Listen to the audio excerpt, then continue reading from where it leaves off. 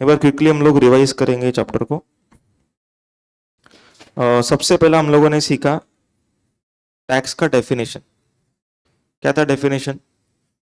Compulsory contribution by individual और business, okay, to government for welfare of the state.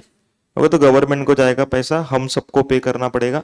Okay, जो consume कर रहा है, जो इनकम कमा रहा है, जो खर्चा कर रहा है, सब लोग को पे करना है, चाहे आप लोग गवर्नमेंट से सर्विस लो या ना लो। क्लियर है? ओके। उसके बाद हम लोगों ने देखा था, क्या देखा था तुम लोग बता दो, difference between direct tax indirect tax. Okay, क्या डिफरेंशिएशन रहता है? Direct tax is progressive in nature, indirect tax is regressive, मतलब कि it is same for everyone. Direct tax का जो रेवेन्यू है वो कम है, इनडायरेक्ट टैक्स का रेवेन्यू ज्यादा है। Direct tax is levied on income and profit and indirect tax is levied on goods and services. Okay, उसके बाद income tax is paid by the person who is earning income, मतलब कि impact and incidence दोनों किसके ऊपर है? Single person, मैंने कमाया तो मुझको भरना है। ओके, लेकिन जीएसटी का ऐसा नहीं। जीएसटी में क्या होगा? हाँ, ओके, कंज्यूमर बर्डन बेयर करेगा लेकिन गवर्नमेंट को सप्लायर पे करेगा। So tax payer here is supplier. आ रहा है पॉइंट समझ में? ओके, तो हम लोगों ने डिफरेंस बिटवीन किया। उसके बाद चेन ऑफ इनडायरेक्ट टैक्सेस किया हम लोगों ने। Okay, chain of indirect tax में क्या हुआ था? उसके अंदर हम लोगों ने रेमंड का एग्जाम्पल लिया था। ओके, रेमंड क्या करता है? बहुत सारी चीजें खरीदता है, जैसे क्लोथ परचेस किया, ओके, थ्रेड परचेस किया, डाई परचेस किया, बटन परचेस किया। ओके, ये सब परचेस करके थोड़ा सा प्रोसेसिंग करके शर्ट बना के बेचा। अब जब वो शर्ट पे जीएसटी भरने वाला है सेलिंग प्राइस पे, ओके, तब हम लोगों ने क्या किया, वो शर्ट के अंदर ऑलरेडी क्लोथ है, तो क्लोथ के टाइम का परचेस पे जो बेनिफिट था वो माइनस किया।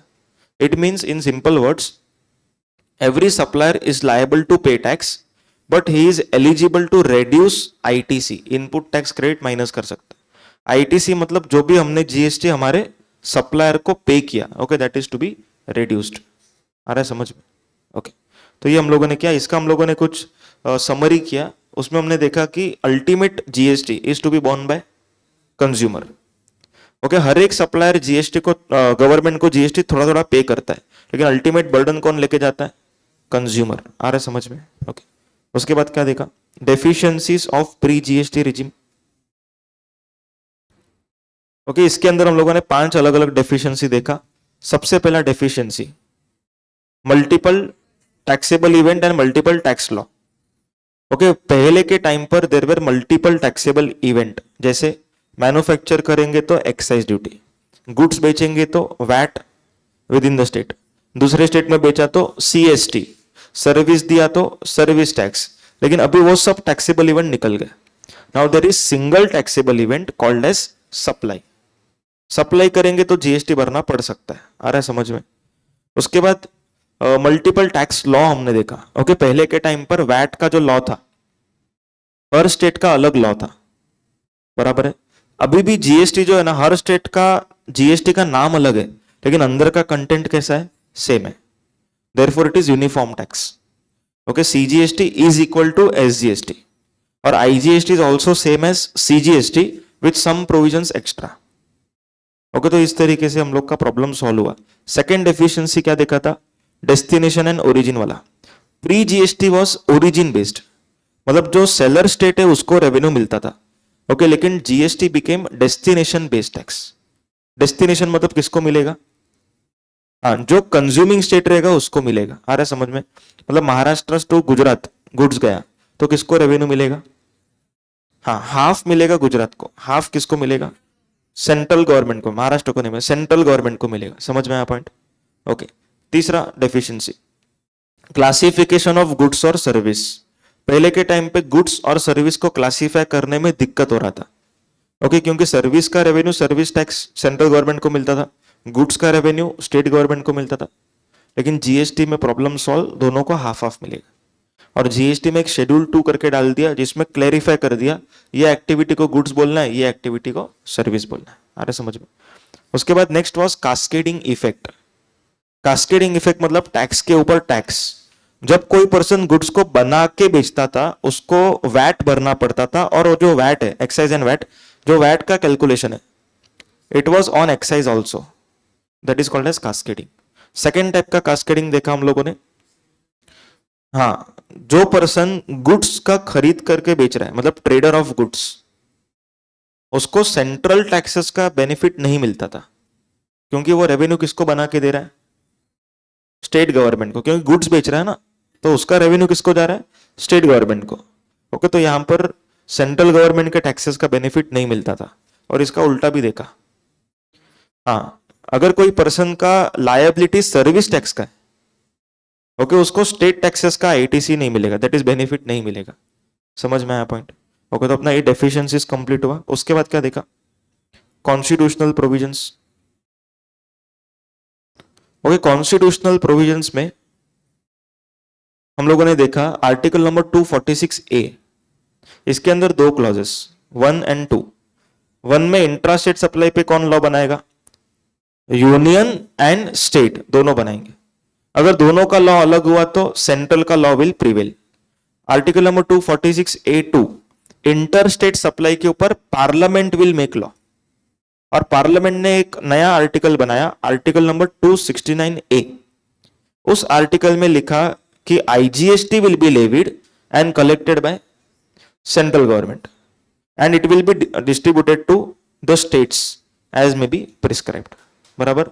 उसके बाद उसके अंदर ही हम लोगों ने एक एक्सप्लेनेशन देखा, जिसमें पढ़ा कि 5 प्रोडक्ट के ऊपर जीएसटी आज के तारीख पे नहीं लगेगा। कब लगेगा, बाद में। 5 product, P petrol diesel, A aviation turbine fuel, N natural gas, C crude oil and H high speed diesel oil. समझ में आया? तो ये 5 प्रोडक्ट रहेंगे जिसके ऊपर जीएसटी आज नहीं लगेगा, बाद में लगेगा। क्लियर है यहां तक? उसके बाद नेक्स्ट देखा हम लोगों ने जीएसटी का definition. Okay, GST is a tax on supply of goods और सर्विसेज और both except alcoholic liquor for human consumption. मतलब जीएसटी के लगने के लिए अपना एक्टिविटी क्या होना चाहिए, गुड्स या तो सर्विस, और उसके बाद होना चाहिए सप्लाई। तो गुड्स का डेफिनेशन पढ़ाया। क्या था गुड्स का definition? Every kind of movable property other than money and security but includes actionable claim, growing crops, grass and things attached to earth। समझ में आया सब लोग को? मतलब actionable claim is goods but it is not a supply except specified actionable claim। तो lottery वगैरह पे जीएसटी आएगा। आ रहा है समझ में सब लोग को?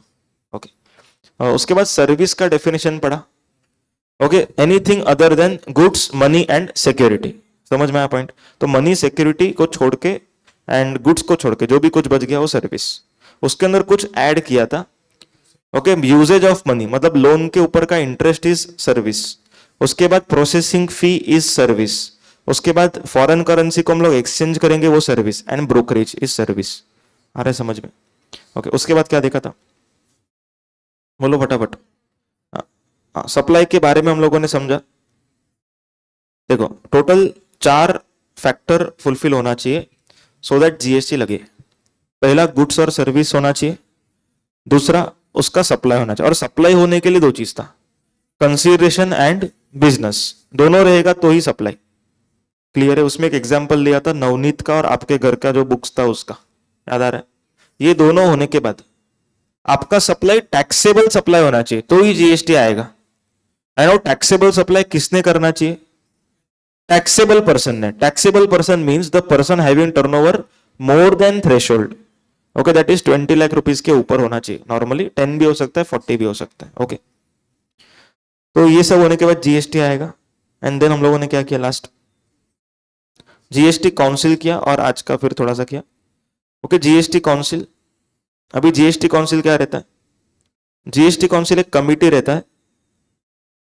ओके, जो सब लोग क्या करते हैं, मिलकर डिसीजन लेते हैं। उसमें सेंट्रल गवर्नमेंट के 2 लोग, स्टेट गवर्नमेंट के 31 लोग। ओके, डिसीजन कैसा लिया जाएगा? पहला कोरम चेक करें। क्या चेक करेंगे? कोरम। कोरम कितना होना चाहिए? 50% ऑफ टोटल मेंबर्स। तो सीजी के 2 लोग है, मतलब 1 जन आना चाहिए।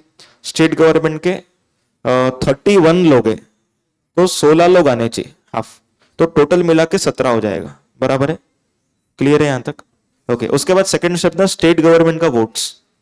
ओके, 66.66%, दैट इज 2/3 होना चाहिए मिनिमम फेवर में। सेंट्रल गवर्नमेंट का वोट कितना होना चाहिए?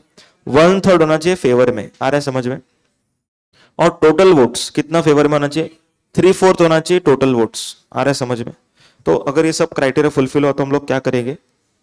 डिसीजन ले लेंगे, ठीक है। उसके बाद टैक्सेस सब्स्यूम्ड इन जीएसटी, क्या क्या सब्स्यूम हुआ?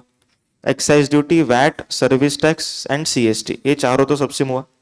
उसके बाद entertainment tax levied by state government, subsume हो गया। उसके बाद octroi, LBT, entry tax, tax on lottery, ऐसा बहुत सारा है। ओके, प्राइमरीली इंपॉर्टेंट है CBD and SAD. CBD was levied on import of goods in replacement of excise duty. SAD, special additional duty, was levied in replacement of VAT in case of import of goods. अब दोनों चीजें नहीं रहेंगी तो क्या लगेगा? GST, समझ में आया? तो आईजीएसटी लगेगा। तो एट प्रेजेंट अगर हम कुछ गुड्स को इंपोर्ट करते हैं तो कौन सा टैक्स लगता है? ओके, बीसीडी प्लस आईजीएसटी, आया समझ में यहां तक? 4 टैक्सेस सब्स्यूम नहीं हुए। Okay, BCD, stamp duty, road tax and told tax, okay, ये 4 सब्स्यूम नहीं हुए, समझ में आया पॉइंट? उसके बाद एक छोटा सा आर्टिकल देखा, article number 265, that is no tax can be collected without authority of law. सबको समझा यहां तक? क्लियर है क्या? फर्स्ट चैप्टर पूरा रिकलेक्ट हुआ?